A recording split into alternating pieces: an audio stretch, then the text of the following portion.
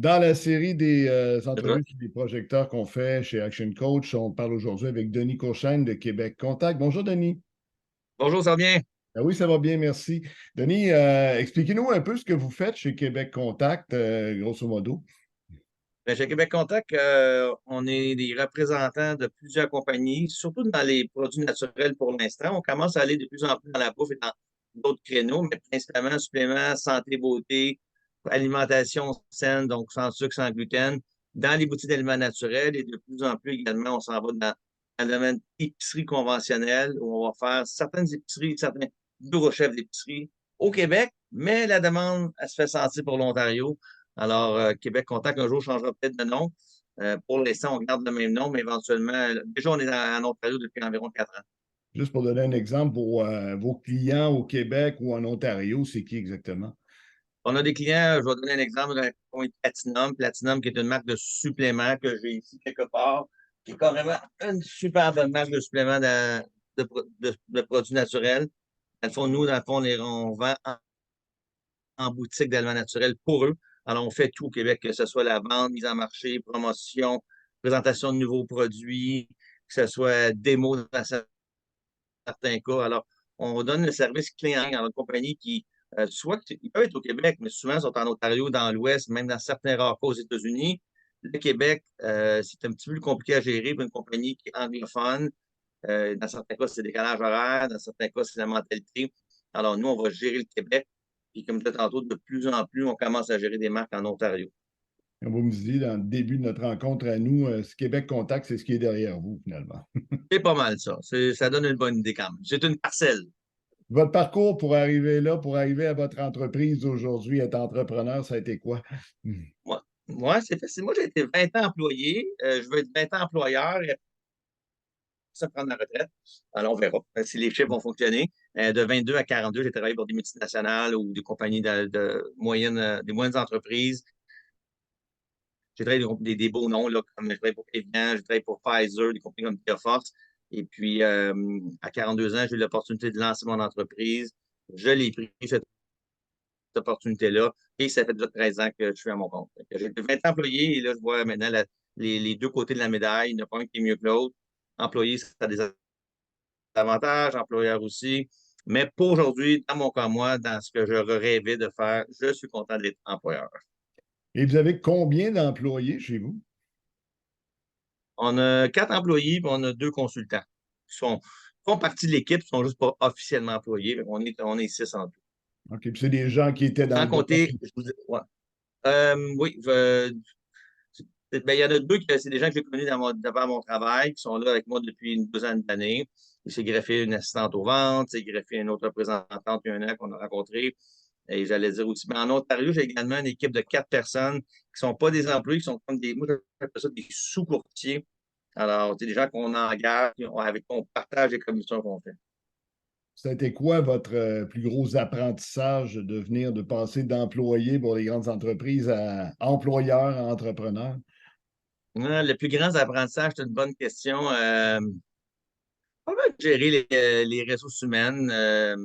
C'est différent quand c'est à notre compte, on prend ça à cœur, on gère ça pas différemment, mais on voit les choses un peu différentes, là.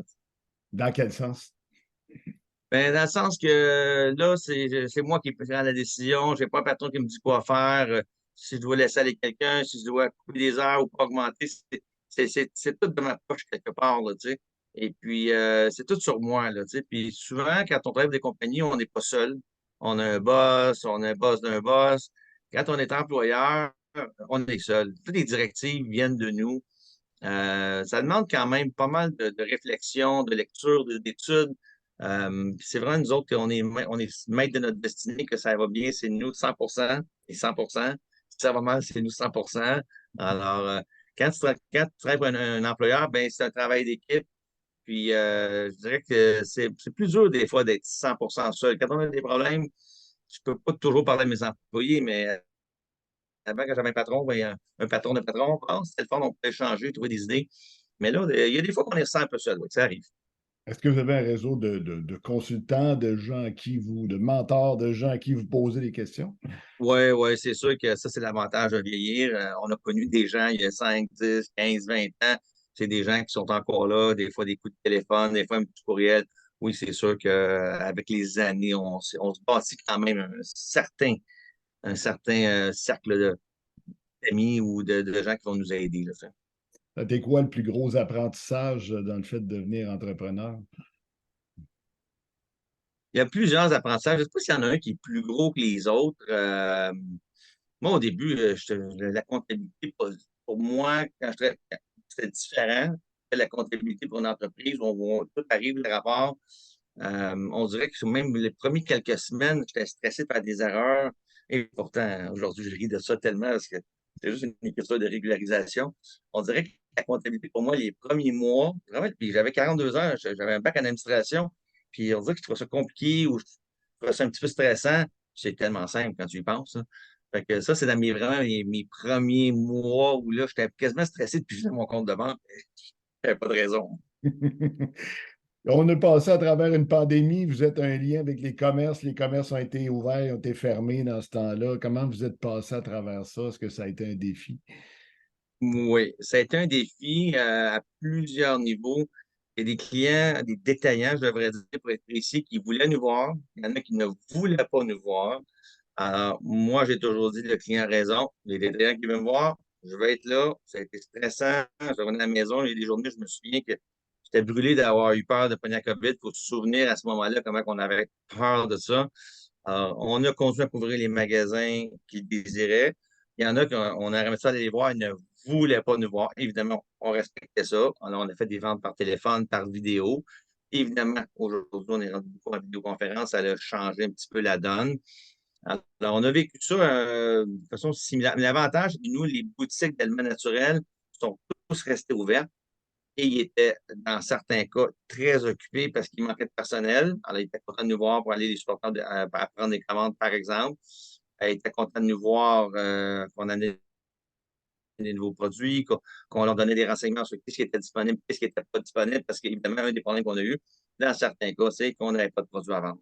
Alors, c'est une belle commande de 10 000 mais tu peux en livrer juste 6 ou 5. Et on est payé sur le 5 000 et non le 10 000. C'est sur des commandes qui sont livrées. Mais dans certains cas, il y a des produits qui sont tellement bien vendus que ça s'est balancé. Financièrement, ça a bien été dans mon domaine à moi. Et puis la relation avec les clients, est-ce qu'elle a grandi à travers ça? Est-ce que du fait d'être toujours là ou ça a été quand même relativement stable? C'était relativement stable parce que, dans le fond, tout le monde a vécu la même chose. Tout le monde est sorti de la pandémie d'une certaine façon, de la même façon.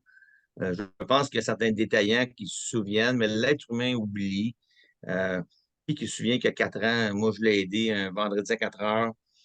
Peut-être pas tant de clients que ça, mais je voudrais que c'est plus la durée à laquelle on est en affaires, qu'on est présent. Moi, il y a beaucoup de clients dans les boutiques que je connais depuis 20 ans, 22, 23 ans. C'est plus ça qui fait la différence que de les avoir aidés dans la pandémie. Ils sont contents aussi, mais je pense que la durée, quand tu as quelqu'un que tu connais depuis 23 ans, puis tu dis fais-moi confiance, s'il y a un problème, il va te le régler. Il n'y a aucune inquiétude de la part du client. C'est plus Voilà. facile. Je ne dis pas que c'est trop facile, mais ça facilite beaucoup le travail d'avoir des longues relations. Surtout s'ils sont bonnes. Il faut être bonne, évidemment. Il faut les garder bonnes. Ça Oui, reste toujours souvent un petit domaine, hein? On retombe souvent sur les mêmes gens. un petit monde. La dernière question que je vous poserais, si vous aviez un conseil à donner à quelqu'un qui veut se lancer, qui veut plonger puis se lancer comme entrepreneur, ce serait quoi? Ça serait de pas. Quand on part en affaires, on pense qu'on va devenir millionnaire en dans un an. J'en ai plusieurs qui sont venus voir aussi. Ça serait d'être réaliste et de faire vos devoirs. J'en rencontre tellement d'entrepreneurs qui viennent me voir.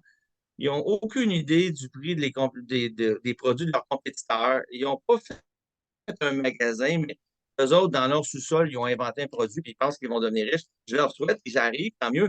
Mais faites vos devoirs. Faites des mini-études de marché. Tu n'as pas besoin d'être une étude à 10 000 par une agence, là, d'aller visiter 10 magasins dans une journée ou dans 2 jours, puis de poser quelques questions au personnel sur place.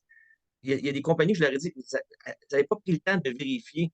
Si ton produit est le double du prix, est-ce qu'il vaut le double, tu sais? Ou peut-être que ton produit, tu vas le vendre pas assez cher, puis la perception va être, ah, ça ne doit pas être un bon produit. Fait que moi, je pense que ça serait d'aller sur la route, d'aller poser des questions, puis de pas faire un beau plan de vente là, sur 50 pages. Moi, pour moi, ça vaut pas cher. Si tu n'as pas été sur le terrain, tu n'as pas pris le temps de vérifier. Et tout, c'est quoi la réalité du marché? Faut connaître son environnement. Exactement. En résumé, c'est un bon résumé. Ben, Denis Cauchene pour Québec Contact, merci beaucoup d'avoir participé avec nous. Ça me fait plaisir. Merci.